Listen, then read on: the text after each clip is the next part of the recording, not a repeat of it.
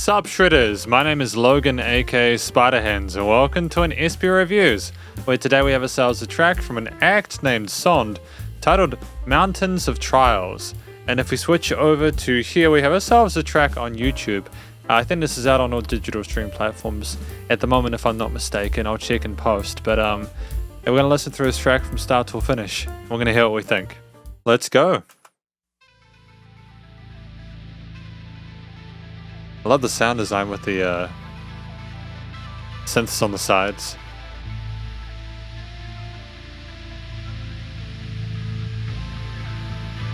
It's fascinating off the bat, isn't it?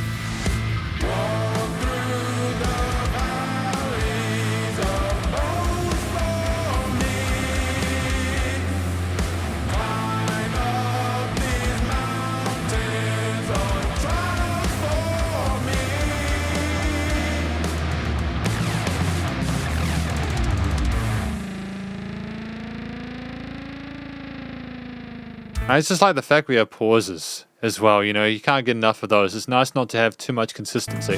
Feel the sound, hear the lights on the ground in mid-flight. Chase the wind, embrace the cold, plagued by sin from days of old.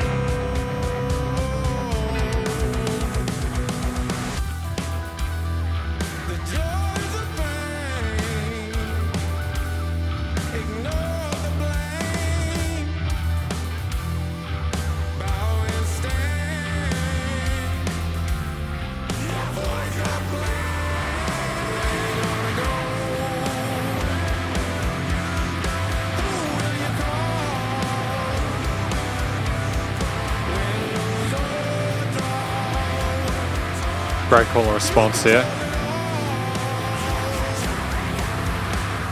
And there's a nice layering as well of those softer kind of clean vocals and the harsher growls and screams in the background. Creates into dimensionality with how they're layered.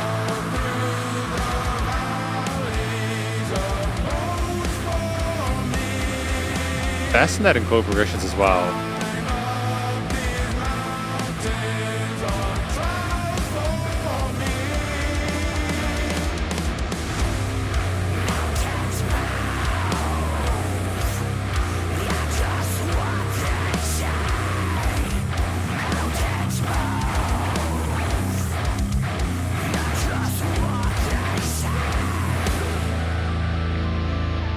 It's almost kind of experimental with different decisions they made here compositionally.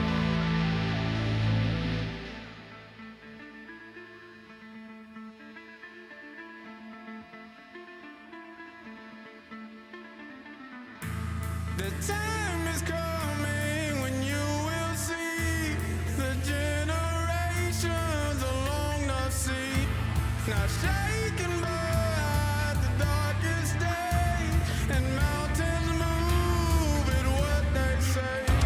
The time is coming when you will see the generations along the sea, not shaken by the darkest day, and mountains move at what they say. It's wild just how many ways we've had this kind of progression introduced or reintroduced and established by different ways of performing different instruments in different combinations. It really does help to keep the theme refreshed, you know?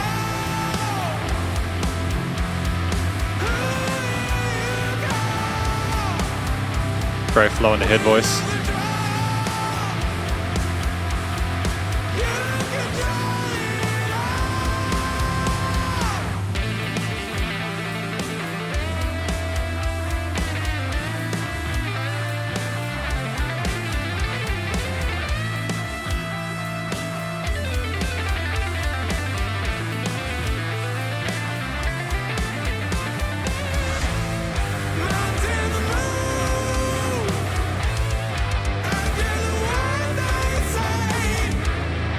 Adjustment of the time signature as well.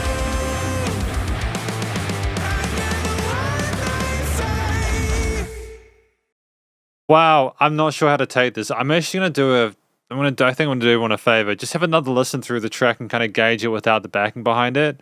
I just because it's a lyric video, the lyrics are right in front of me, and I just been taking everything in. I feel like a second go would be a wise idea. So I'll be back in a sec.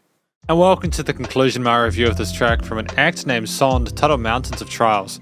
Now, there was a lot to take in with that song. I enjoyed my time with it. I think that the way that we performed the instruments, the way we sang and sort of growled, and the way that things were strung together, the way that it was structured, and the post-production in general was really solid. I think it was commercial grade, if not down there. And I want to talk about a few of those things individually, but just before we go any further, I think I'm reasonably stoked with it. I needed another listen to it just to kind of have another go at figuring out what it's about. I wasn't sure if I was being too on the nose with what my observations were or not. But what I think this track is about is that it's about someone who is being told maybe to go through these mountains of trials, to like go through the walk among the bones and everything like that, to kind of suffer the indignation or suffer the pain that other people before them have gone through. Maybe they're sort of like having to cope with the sins of their ancestors or something like that, and they're having to sort of atone. Maybe this is something they have to go through in order to get to a better place. But then you also talk about like ignoring the blame and everything like that. It's like pain is pleasure or something like that. It's wondering whether is that like the pain they've caused was good for them without wanting to take the blame, so they're having to go through the mountains, or is that part of what they're doing in order to get through the mountains in the first place? It's reasonably poetic, and I think that it's quite alluring in the mystery of it. I enjoyed the story though. It was fairly easy to digest at face value, but I think there's little nuances there sort of thematically that I'm going to have to sort of think about for the rest of the evening. But the vocals were great. I really enjoyed the clean vocals, the head and chest voice, the legato passages, a little bit of vibrato as well. But the harmonies on the sides were fantastic, and the little kind of growly, screamy kind of vocal fresh bits were wonderful as well. They all suited the mood, and they came in a point where I think it was appropriate. There were some catchy hook lines as well, as some we varied the way we explored and emoted in different parts for a little bit more sort of like feel and kind of suit this, but the speed of the rest of the backing instruments and stuff like that. We took our time. We even like had some interesting time signature changes where we were flexible in the phrasing of the lines and stuff, almost like we were phrasing the rest of the track around the flow of the vocals. Ultimately, I think it was a great performance from a front person who is just really confident in their own skin, expressing themselves, and I got no real complaints about it. There was variety with the vocal melodies and stuff like that, and it was interesting the whole way through. The track of 4 minutes was incredibly well fleshed out. I think it was slightly less than that maybe with the intro and outro parts of the video, but that's a good thing. We had solo sections, we had verses and choruses and like little kind of interlude parts, as well as plenty of parts where the instruments were by themselves, and we also had breaks with like synthy stuff going in between and stuff. The synths, the guitars, the bass, the drums, those were our main elements within this track, and I think that's all we really needed to flesh out and amongst all the different vocal parts going on. There was no filler, and there wasn't no out of place overall. But if I talk about a few of the instruments that I really appreciate, I think the guitars, for one, were sensational. I'm also wondering if we had some sort of like synths in there that sounded like guitars. One of the sections had like a tone to it, which kind of sounded like a guitar, but it had an interesting kind of attack to the notes, and I'm wondering how they got that sound.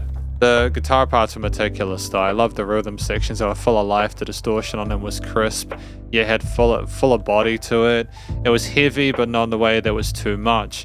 It chugged, but it also kind of danced over the mid-range and was explorative up in the higher parts as well. We knew not to interfere too much with what the vocal was doing. There we go, plenty of space on the sides with the double tracking. And ultimately, if there were any sort of lead parts that kind of came off of it, they were very kind of respectful there, and they didn't overstay the welcome.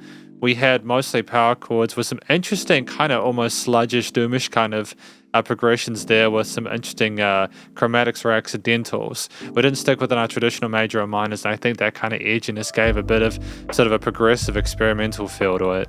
And I kind of dig that as well, because I think that especially Mountains of Trials, you have room to be sort of a little more sort of mysterious and a bit more ambiguous about the direction you're going compositionally. It can be a real journey, and that's what they made it. And it was a good journey to listen through. The bass player had a great tone to the bass. I liked how present it was without being too overwhelming, but it was thick and full and powerful, and it really just could just kind of slide on through, and it held everything together, man. It fit nice neatly under the guitar parts and provided sort of a sense of resonance with the root notes without doing too much exploration of the modes and scale shapes, but at the same time really just felt like a really vital piece of the puzzle, and it was a nice foil some of the upper melody parts on the opposite side of the frequency spectrum. I didn't really talk about the drums throughout the listening part, but that's simply because I was in awe and kind of admiring it, because the percussion was phenomenal.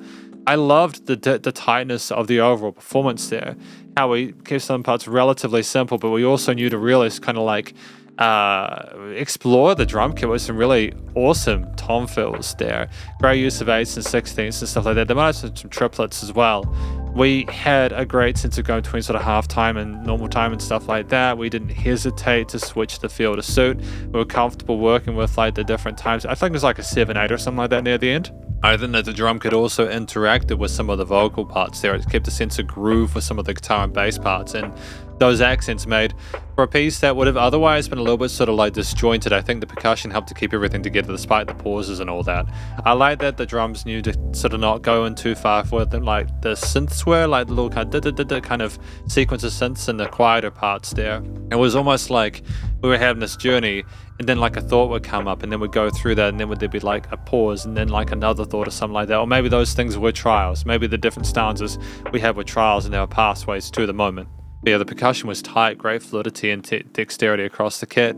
And the synth parts as well were spectacular. I think what makes this composition unique is in part due to the fact that we had pauses and moments of respite with dynamic range where things sort of came down a little bit and just kind of sat and kind of they soaked up the quietness, and they made you kind of listen to it and go, oh, I wonder what's going to happen next. Because it's so often that we just get elevated amount of energy at the start and it just keeps going and going. But the unfortunate thing about going too hard too early is that that's the apex, that's the peak, right? So where do you go from that?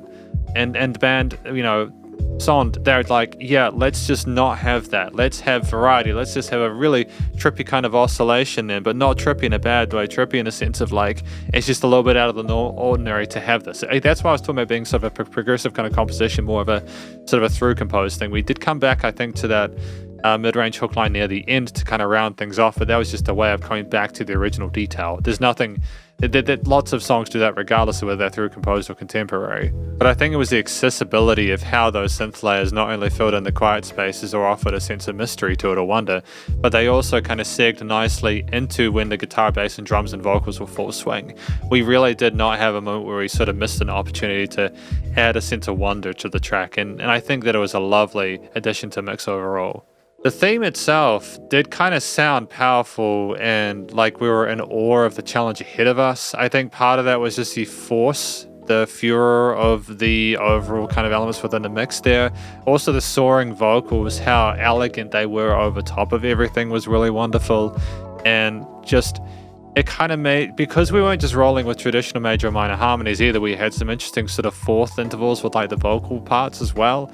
It was just kind of almost sounded a bit regal, like this was truly a test and it was kind of otherworldly even. And I adore that to pieces because I just think there's already enough thirds in music. You don't need to over-egg the pudding, so to speak. I think as well, the theme with how things changed, how the music made you feel, the variety of different ways of sort of reflecting the bass few riffs, but then also the way that we actually had different riffs and variations as well, like that interlude section there. We just go back a little bit. We had like interesting sort of quiet kind of like synthio guitar parts there with the cymbal parts, nice and quiet, dynamic range again with the vocals. And then you get the the kind of chugs coming with the double kicks and stuff like that. Like it's just, that's the same way of representing a similar musical idea with like the way that the bass lines and the chord progressions move, but it's just such a twist there that almost makes them seem like two different parts. And that may seem like I'm being almost too nice about it, but with a lot of music that I review nowadays, there almost isn't enough of that kind of adjustment to keep things interesting for listeners, to build things up and bring them down again. And I do enjoy it when it occurs. The recording, mixing, and mastering and studio production was tight. Really stoked overall with how things were presented there.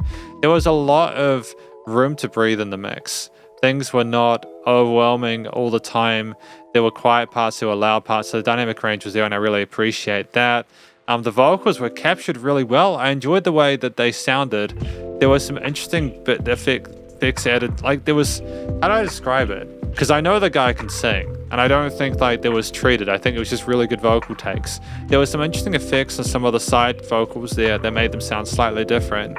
But like, we just had a really sort of organic nature to it in the center field for the most part. And then just for the guitars, bass, drums, and synth parts to come in really nicely in the mid-range, you know, like to be niched real well into the frequency spectrum with no resonant frequencies, for things to be nice and wide in the stereo field as well, to you know, kind of have the music surround you, and things would like move around as well. Like, I think there was like sequences that would go from this or guitar parts, whatever, they go between there. And that was tremendous because it just adds a sense of like, oh, what's this? Why is this going from there? It makes it interesting to listen to on top of the actual music itself. Post-production is important, and this band understands it. There was a mid-range kind of like glow to the distorted guitars, which I think if there was more of it, I don't know if I'd be so okay with it, but they did balance it well. It was nice without pumping, so the bus compression limiting was handled, and in general, just, you know, leveling was great. And effectively, this is my review of this track from an act named SOND, titled Mountains of Trials, and hopefully you enjoyed it. If you did, please do go show them some love via their various social medias and their YouTube page, and stay cool and stay safe, and please remember to support your local musicians and artists at this point in time, as they need the help more than ever with all the crazy stuff going on in the world, and I'll catch you in the next review. Spiderhands out.